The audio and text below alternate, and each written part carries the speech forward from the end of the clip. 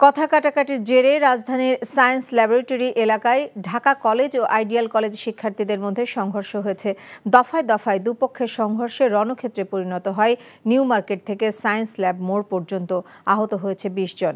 বিকেলে সেনাবাহিনী ও পুলিশ গিয়ে পরিস্থিতি নিয়ন্ত্রণে আনে। আরও জানাচ্ছেন শফি মাহমুদ সাগর।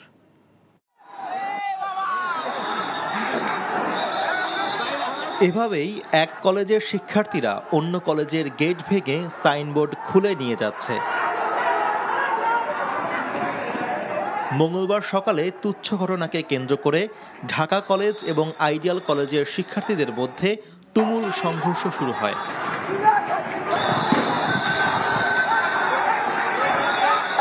ঢাকা কলেজে ছিল উচ্চ মাধ্যমিক প্রথম বর্ষের নবীনবরণ অনুষ্ঠান।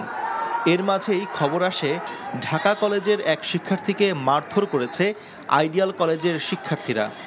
এমন খবরে অনুষ্ঠান রেখেই সহপাঠীকে উদ্ধারে কলেজ থেকে বেরিয়ে আসে শত শত ছাত্র। সায়েন্স ল্যাব মোড়ে শুরু হয় ঢাকা কলেজ এবং আইডিয়াল কলেজের শিক্ষার্থীদের ভেতর ধাওয়া পাল্টা ধাওয়া।